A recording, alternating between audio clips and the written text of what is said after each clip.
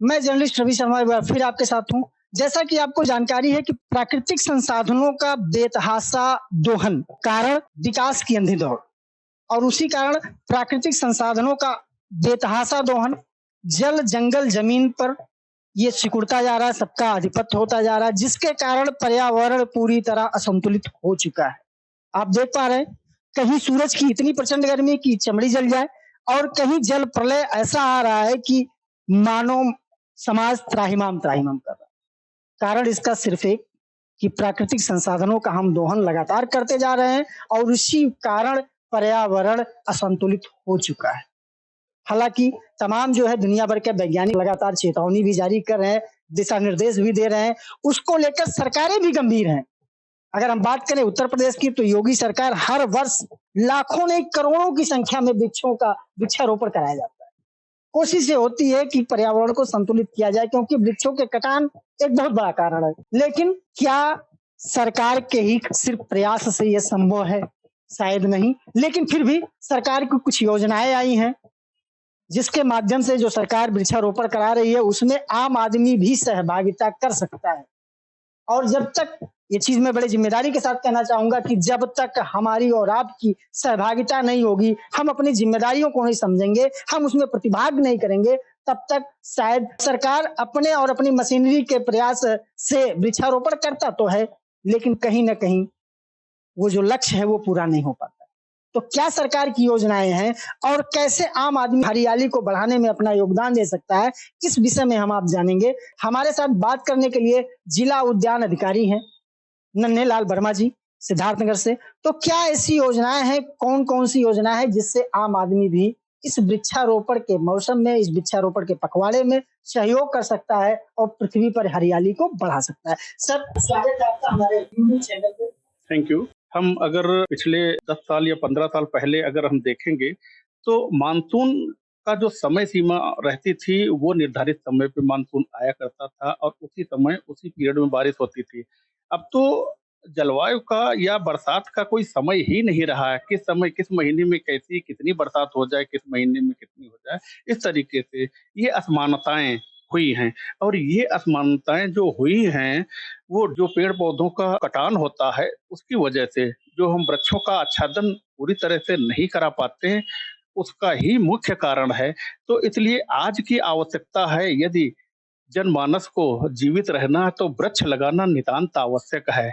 इसी कड़ी में उद्यान विभाग द्वारा जो 1,99,000 वृक्षारोपण का लक्ष्य निर्धारित किया गया है, उसमें से हम जो वनीय पौधे तैयार किए हैं और जो बीजू पौधे तैयार किए हैं, वो बेल, आंवला, अमरूद, अनार, सहजन, ये जो तैयार किए गए हैं, ये हमारे यहाँ से हम किसानों को निःशुल्क देते हैं, जिसकी संख्या 1,40,000 है।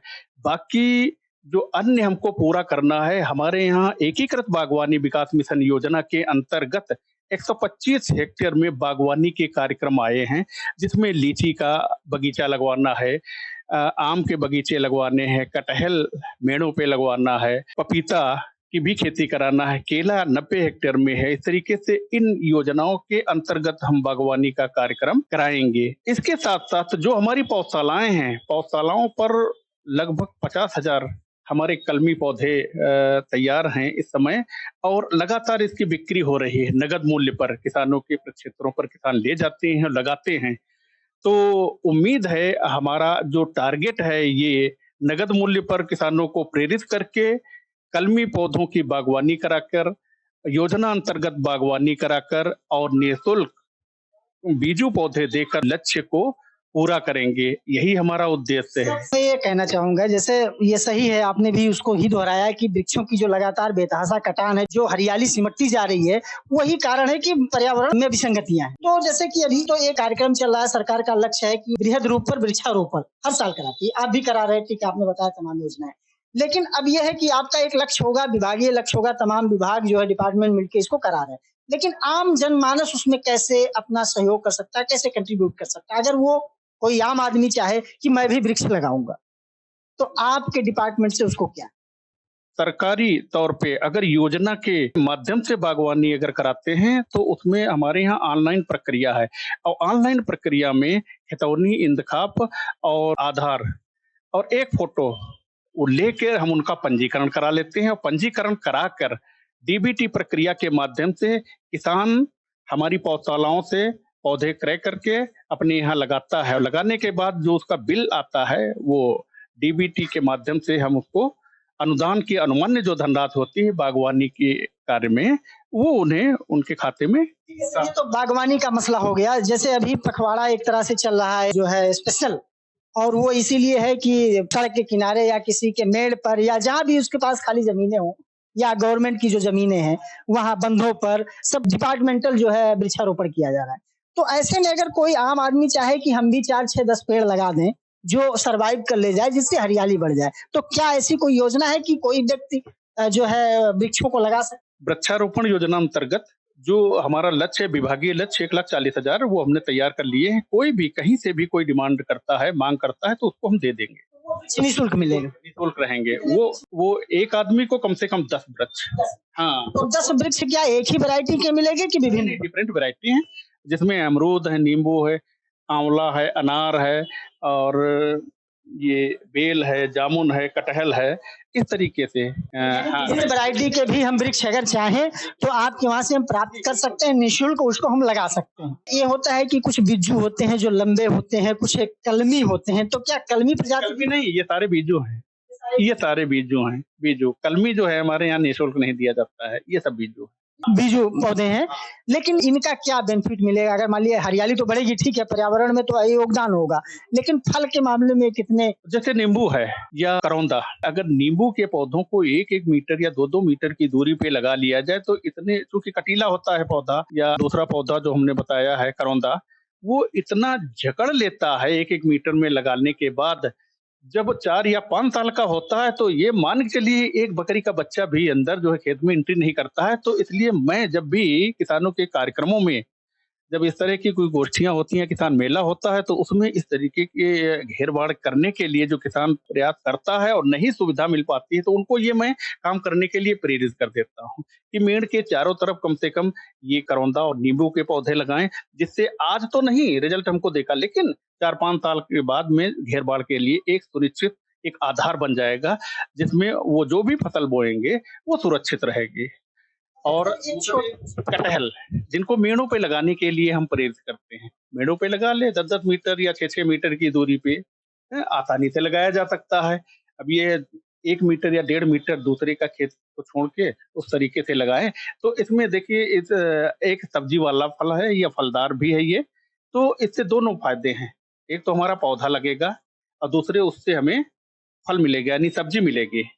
ठीक है? तो इसका ये फ़ायदा है। तीसरे सागौन, सागौन इमारती लकड़ी अगर कहीं पे मेड़ों पे लगा लिया जाए, लोग लगाते भी हैं। अगर उसका भी किसान लगा लेता है तो उसको आज नहीं, कम से कम 20 या 25 साल बाद जो है ना उसका बेनिफिट उसे मिलेगा। तो इस तरीके से पर्यावरण में सुधार भी आएगा और उसको वृक्षारोपण के ये पौधे लगाने में उसको लाभ भी मिलेगा।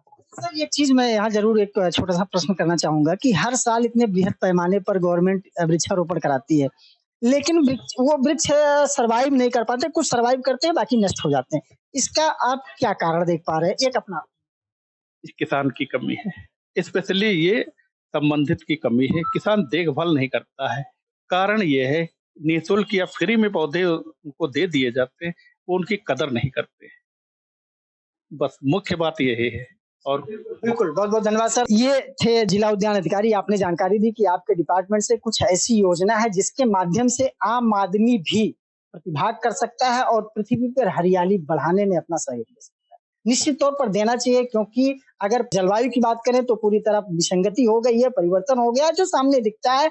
कहीं-कहीं तो प्रलय है, कहीं-कहीं ये आलम है गर्मी। हालाँकि सरकार बृहद पैमाने पर हर बार वृक्षारोपण करती है, लेकिन जब तक एक-एक व्यक्ति का उसमें प्रतिभाग नहीं होगा, उसका सहयोग नहीं होगा, तब तक शायद हम वो चीज़, उस लक्ष्य को हासिल नहीं कर पाएँगे जो हमको ज़रूरत होगी। सरकार या सरकार के लोग बंधों पर या जहाँ भी उनकी सरकारी भूमि है वहाँ वृक्षारोपण करते हैं, लेकिन हम और आप, आम जनमानस की बात करता हूँ, तमाम शरारती तत्व होते हैं जो उन वृक्षों को तोड़ देते हैं, छोटे-छोटे वृक्षों को तोड़ भी देते हैं, जानवर से खिला भी देते हैं, तो इन सब का भी हमें ध्यान रखना पड़ेगा और उनके जीवन की रक्षा हमको करनी पड़ेगी। अगर वो वृक्ष सर्वाइव करेगा तो निश्चित तौर पर हमारा जीवन है, हम सर्वाइव करेंगे, अदरवाइज नतीजा सामने है। और ये दिन ब दिन ज्यों प्राकृतिक आपदाएं बढ़ रही हैं, साल दर साल उनका प्रकोप, उनका रूप प्रचंड होते जा रहा है, जो आपके सामने। आज के लिए इतना ही। अगली कड़ी में किसी और जानकारी के साथ आपके साथ मुखातिब होऊंगा। नमस्कार, जय हिंद।